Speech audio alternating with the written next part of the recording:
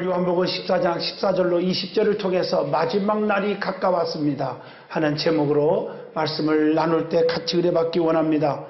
사람은 누구나 큰 소리 칠 수 있는 사람 아무도 없습니다. 왜냐하면 세 가지 비밀을 가지고 살기 때문입니다.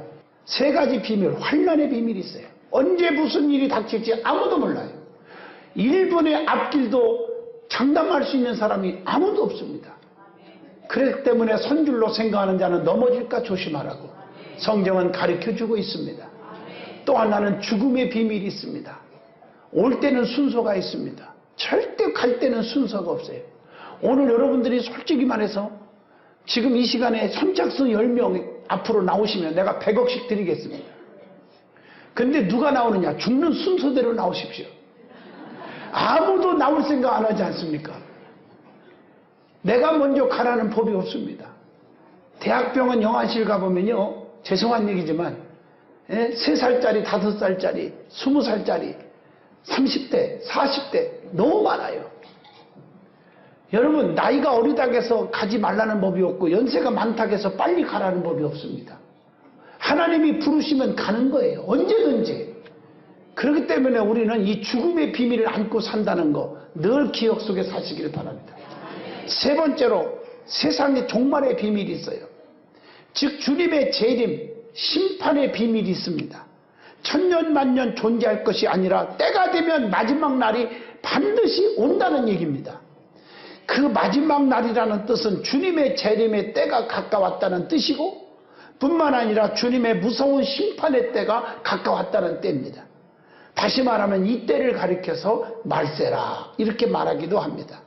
이때에 되어질 일이 무엇이며 어떤 모습들이 일어날 것이며 또 복 있는 자가 그 속에서 누구인지 오늘 이 말씀을 통해서 깨우침 받는 은혜로운 시간 되기를 바랍니다. 제일 먼저 마지막 때에 되어질 일이 있습니다. 오늘 본문 요한복음 14장 20절에 그날에는 내가 아버지 안에 너희가 내 안에 내가 너희 안에 있는 것을 너희가 알리라. 오늘 주님 오실 날이 가까웠음을 알 수 있는 징조가 있어요. 그게 뭘까? 특별히 마태복음 24장에 나타난 마지막 때의 모습이 마태복음 24장 6절로 7절을 통해서 우리에게 말씀하고 있습니다. 난리와 난리 소문을 듣겠으나 너희는 삼가 두려워하지 말라. 이런 일이 있어야 하되 끝은 아직 아니니라. 민족이 민족을 나라가 나라를 대적하여 일어나겠고 처처에 기근과 지진이 일어난다고 말씀합니다. 다시 말하면 이것을 종합해보면 사람의 미혹이 있고 난리와 난리가 일어나고 기근과 지진이 일어날 것이다 이런 뜻입니다. 다시 말하면 마태복음 24장을 통해서 보면 사람의 미혹이 일어난다는 거예요. 이게 오늘 마태복음 24장 5절입니다. 이것은 영적인 혼란을 가리키는 것입니다. 거짓 선지자들이 막 여기저기서 일어나서 우리를 미혹한다는 거예요. 마태복음 24장 11절.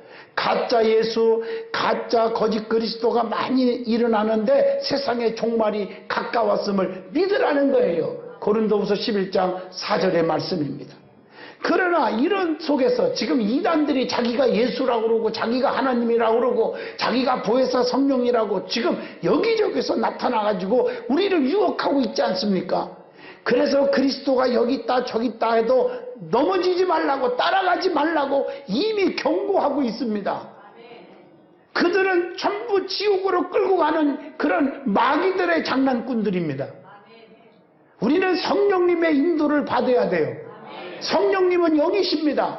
보이지 않습니다. 하나님이십니다. 그러나 분명히 계십니다. 그런데 보이는 사람을 따라가다가 실망하는 거예요. 그래서 세상에서도 살면서 사람을 의지하고 사람을 바라보다가 상처받고 정말 실망하고 낙심하는 사람들이 얼마나 많습니까? 그래서 11서 12장 2절 믿음의 주여 또 온전케 하신 이인 주님만 바라보자고 말씀하고 있는 줄로 믿습니다. 오늘 이렇게 사람들의 미혹이 심할 때에 우리는 어떻게 하느냐? 마태복음 24장 13절에 끝까지 견디는 자는 구원을 얻으리라 이렇게 말씀하고 있는 줄로 믿습니다. 또한 마태복음 24장에 나타난 마지막의 모습은 뭐냐? 난리와 난리의 소문이 일어날 것이라고 6절에 예언하고 있습니다. 마태복음 24장 7절 말씀처럼 민족이 민족을, 나라가 나라를 대적하여 일어나겠고 처처에 기근과 지진이 있다고 하는 예언이 지금 이루어지고 있지 않습니까? 무서운 전쟁의 소문이 여기저기서 일어날 것이라고 하는 6절의 말씀을 다시 한번 상기시켜 주고 있습니다. 그러나 요한복음 14장 1절에 너희는 마음에 근심하지 말라. 하나님을 믿으니 또 나를 믿으라.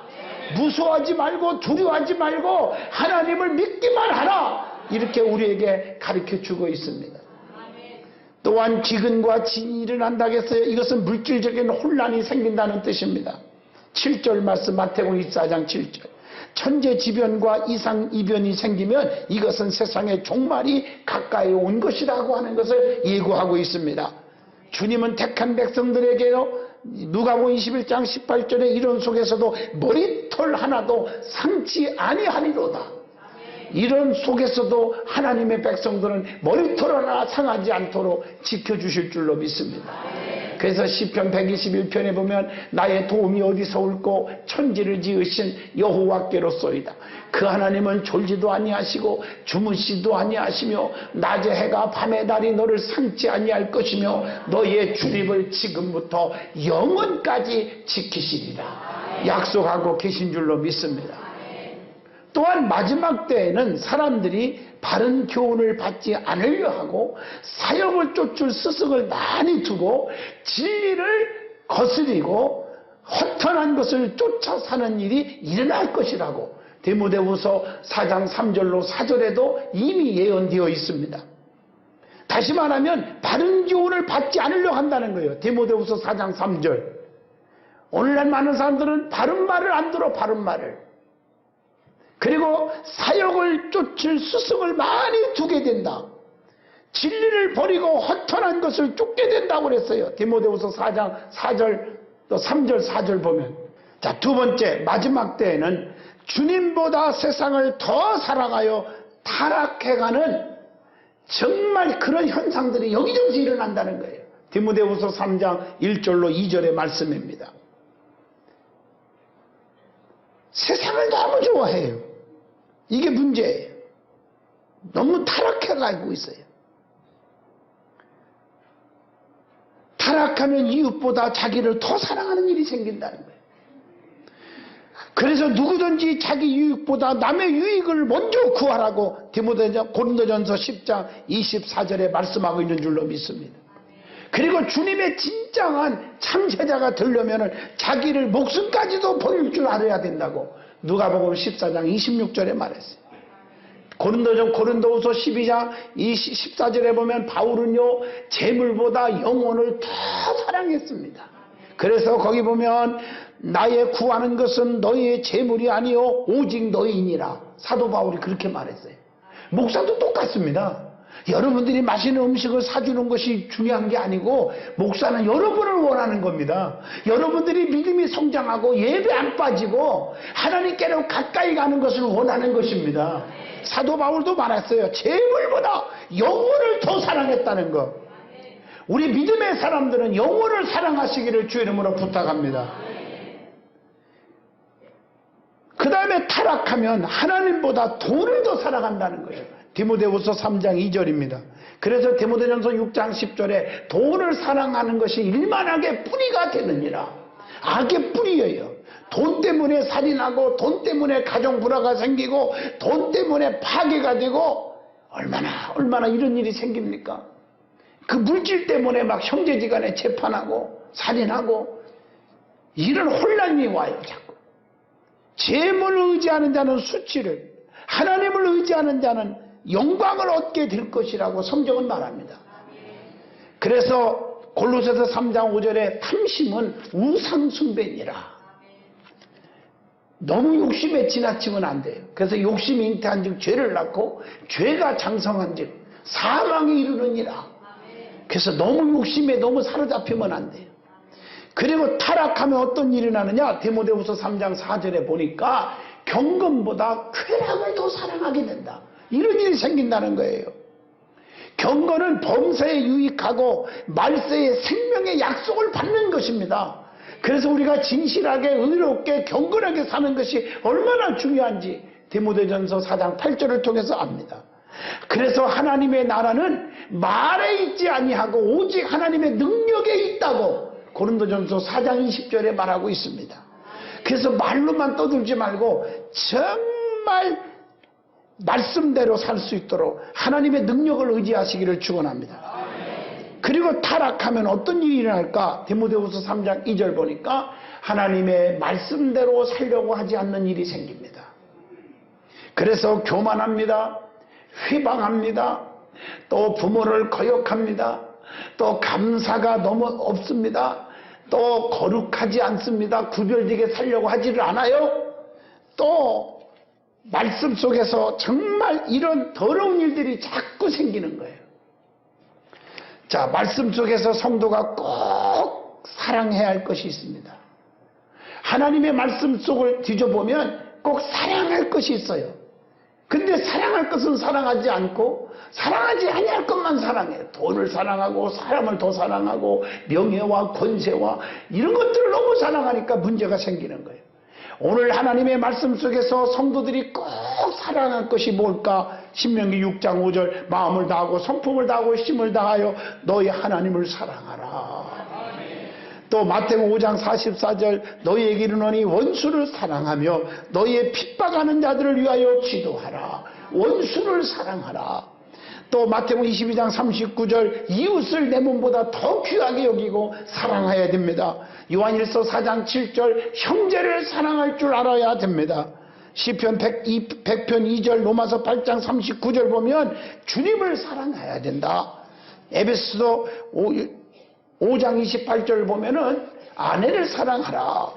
히브리서 1장 9절 의를 사랑하고 디도서 2장 4절 자녀를 사랑하라. 요한복음 8장 32절 진리를 사랑하라. 이렇게 성경에 보면요 사랑하라 사랑하라 사랑하라고 사랑할 것이 무엇인지를 분명히 우리에게 명령하고 있다고요. 그런데 사랑할 것은 사랑하지 아니하고 하나님이 원하지 않는 것만 사랑하니까 문제가 생기지 않냐 그 말이에요.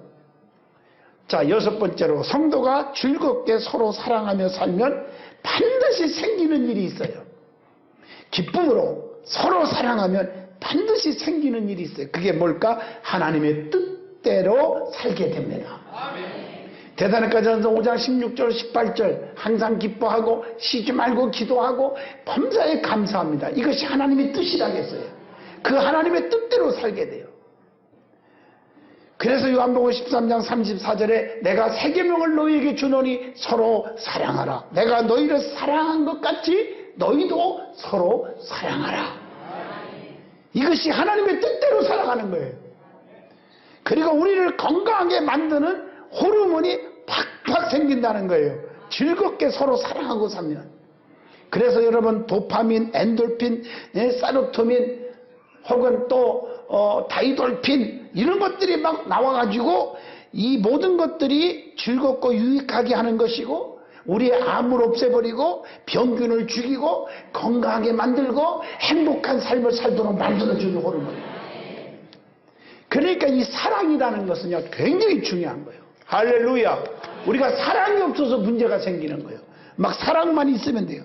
그런데 이 사랑의 근원은 요한일서 4장 7절 보니까 하나님께 사랑은 하나님께 속한 것이니 사랑하는 자마다 하나님께로 나아가서 하나님을 알게 되는 것이다.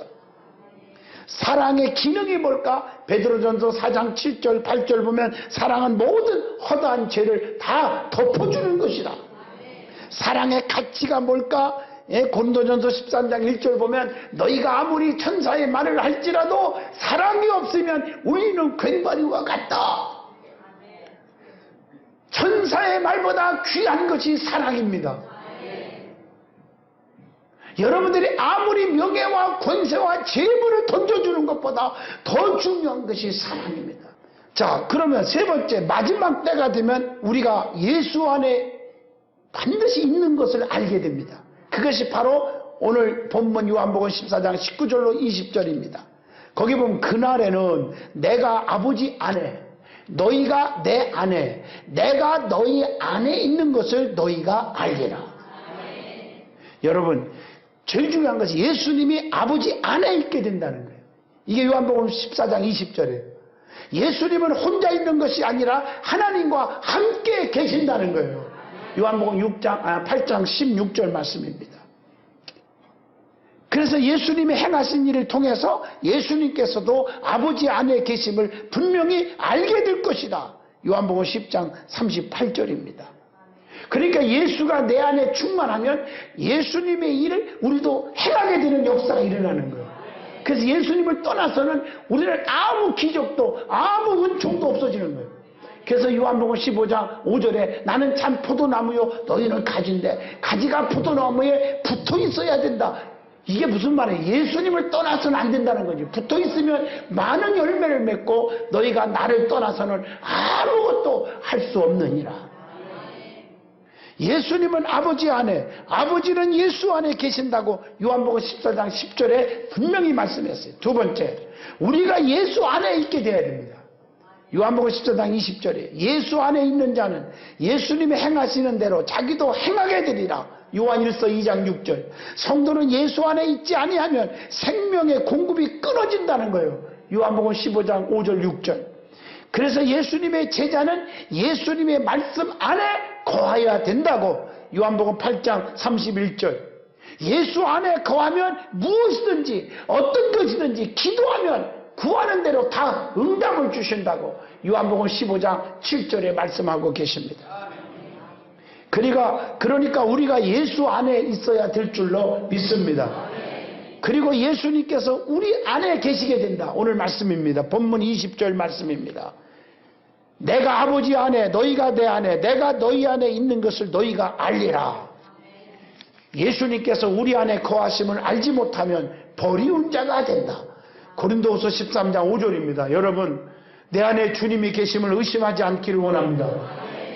그래서 주 안에 있는 나에게 딴 근심이 있으랴. 찬송가의 가사처럼 근심 걱정 불안 초조는 내 안에 주님이 없기 때문입니다. 예수께서 우리 안에 계시면 영은 의로 인하여 산 것이니라. 로마서 8장 10절에 말씀했어요. 예수님께서 장차 오실 때에 우리 안에 함께 거하실 것이라고 요한복음 14장 20절 말씀을 가슴속에 새기시기를 주 이름으로 축원합니다. 자, 그 다음에 은혜 받을 말씀은 마지막 때에 복 있는 사람들이 되어야 합니다. 여러분 복 있는 사람이 돼야지 저주받는 사람이 돼서 되겠습니까? 시편 1편처럼 복 있는 사람은 이렇게 나와야 돼요. 악인의 길을 쫓지 않습니다. 죄인의 길에 서지 않습니다. 오만한 자리에 앉지 않습니다. 오직 여호와 율법을 주야로 묵상하고 삽니다. 그러나 악인은 그렇지 아니하며 하는 말은 악인의 길을 쫓으며 죄인의 길에 서며 오만 방장만 떨고 하나님 말씀을 주야로 묵상하지 않고 예배드리기를 싫어하고 그랬더니 이 사람은 바람에 나는 교와 같도다. 그러나 복 있는 사람은 의롭게 사니까 시냇가에 심은 나무가 시절을 쫓아 많은 열매를 맺고 과실이 맺고 잎사구가 안 마르고 그가 하는 일마다 행사가 다 형통하리라. 오늘 여러분 복 있는 사람이 되시기를 바랍니다. 복이 없는 사람보다 복이 있는 자가 좋잖아요. 그러면 어떤 자가 복 있는 사람이 될까? 마지막 때의 말입니다.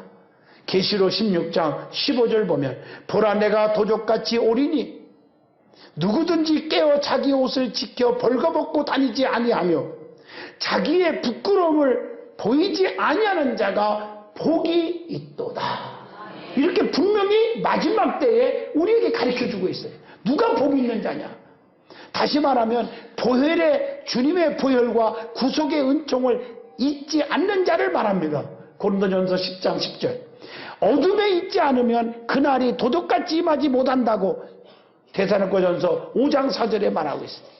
예수님은 그래서 마태복음 24장 42절로 43절에 깨어있으라 그날에 너희 주가 임하는지 너희가 알지 못함이니라. 늘 깨어있으라고 가르쳐주고 있는 줄로 믿습니다. 또 한 가지 벌거벗고 다니지 않는 자가 복이 있는 사람이 된다고 했어요. 오늘 말씀에 계시록 16장 15절에 여러분 벌거벗은 것은 뭐예요? 수치를 가리킵니다. 벌거벗은 죄성의 수치를 갖고는 절대로 주님께로 갈 수가 없다는 거예요. 계시록 3장 18절 말씀입니다. 그래서 로마서 13장 12절에 빛의 갑옷으로 쫙 입어야 된다는 것입니다. 마태복음 15장 21절로 28절의 말씀입니다. 우리는 빛의 갑옷을 입으시기를 축원합니다. 성령의 능력으로 꽉 채우시기를 주의 이름으로 축원합니다. 그리스도의 옷으로 꽉 입으시기를 축원합니다. 벌거벗고 다니지 않는 자가 복 있는 사람이라는 것입니다. 세 번째 복 있는 사람은 자기의 부끄러움을 보이지 않는 자가 복이 있는 사람이다, 이렇게 말하고 있습니다.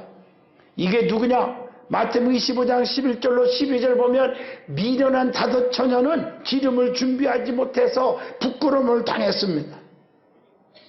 로마서 9장 33절 예수님을 확실히 믿는 자는 부끄러움을 당하지 않는데, 오늘 예수를 확실히 믿지 않기 때문에 부끄러움 당하는 거예요. 게으르고 나태함이 있으면 부끄러움을 당합니다. 마태복음 25장 30절. 그래서 부지런해야 돼요. 무익한 종을 바깥 어두운 데로 내어 쫓으라. 거기서 슬피 울며 이를 갈미 있으리라. 한 달란트 받은 사람은 일도 안 하고 묻어놨다가 그냥 그대로 내놨어요. 오늘 여러분들에게 직분을 주고 사명을 맡겼습니다. 나는 너를 위하여 못 바쳐 피 흘려 양손 양발에 못 박히고 채찍에 맞아 피 흘려 옆구리에 피와 물을 다 쏟고 죽어줬는데 내 은혜를 안다면 나가서 복음을 전파하라. 때를 얻든지 못 얻든지 복음을 전파하고 강건하여 데려다가 내 집을 채우라. 주님이 말씀했는데 우리는 게으르고 나태해서 그냥 묻어놨다가 그냥 가져오는 거예요. 그래서 주님 앞에 쫓김을 당했어요. 무익한 종이라고 내쫓았습니다. 그랬더니 슬피 울며 이를 갈미 있게 되었다고 그랬어요. 사랑하는 성도 여러분, 부지런하시기를 바랍니다. 주님의 말씀에 부지런하시기를 축원합니다. 그래서 네 번째로 복 있는 사람은 계시록 1장 3절에 가르쳐줍니다. 예언의 말씀을 읽는 자와 듣는 자들과 그 가운데 기록한 것을 지키는 자들이 복이 있나니 때가 가까움이니라.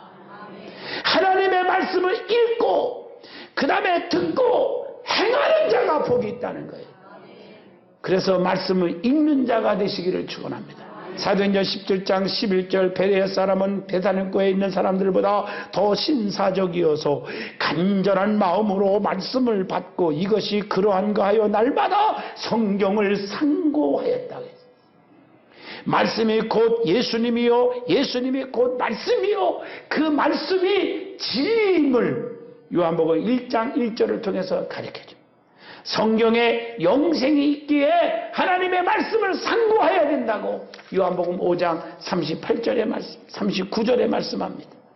말씀을 듣고 행하는 것이 모친이요 내 동생이고 형제라고 예수님도 누가복음 8장 21절에 말씀하고 계십니다. 그 다음에 말씀을 읽었으면 듣는 자가 있어야 됩니다. 누가복음 11장 28절입니다. 성경은 우리에게 구원에 이르는 지혜가 말씀 속에 있다고 디모데후서 3장 15절의 말씀. 계명을 지키는 것이 곧 나를 사랑하는 것과 같다고 요한일서 5장 3절에 말씀하고 계십니다. 그 다음에 말씀을 듣고 읽었으면 이제는 행하는 자가 복 있는 줄로 믿습니다. 하나님 앞에서 말씀을 행하는 자가 의로운 자라고 로마서 2장 13절에 말씀하고 계십니다. 말씀을 행하지 않으면 죽은 것과 같다고 야고보서 2장 26절에 말씀합니다. 행함이 없는 믿음은 죽은 것과 같습니다. 행함이 있으면 반드시 열매가 맺혀지게 돼 있습니다. 열매 없다는 것은 행함이 없다는 것입니다. 그것은 곧 죽은 영혼이요 죽은 믿음과 같다고 가르쳐 줍니다. 결론을 내리겠습니다. 성도는 주님의 재림의 심판을 믿고 삽니다. 마지막 때가 가까이 올수록 성도는 항상들 깨어 있어야 합니다. 항상 깨어 있으면 오늘 본문 말씀처럼 요한복음 14장 17절 하나님이 항상 우리와 함께 계실 줄로 믿습니다. 그래서 요한복음 14장 18절에 내가 너희를 고아와 같이 버려두지 아니하고 너희에게로 오리라. 왜냐하면 주님이 우리 속에 계시기 때문입니다. 때를 기다리는 성도, 준비하는 성도가 되시기를 바랍니다. 그래서 주님 오실 때에 아멘 주 예수시여 어서 오시옵소서 막 들림받아야 돼요. 데살로니가전서 4장 16, 17, 18절 천군 천사 호령과 나팔 소리와 함께 하늘에서 들려오는데 공중으로 주님이 재림하시는데 먼저 무덤 속에 있는 자 예수 잘 믿고 죽은 자들이 부활하게 되고 살아있는 여러분이 산채로 들림받아서 예수님과 혼인잔치에 참여할 날이 반드시 올 줄로 믿습니다. 그날을 기대하면서 환난이 와도 핍박이 와도 고통이 와도 견디고 참고 인내하고 허물이 있으면 덮어주고 누가 나를 중상모략하고 힘들게 해도 인내하고 사랑하고 기도해주는 믿음의 반열에 서기를 축원합니다.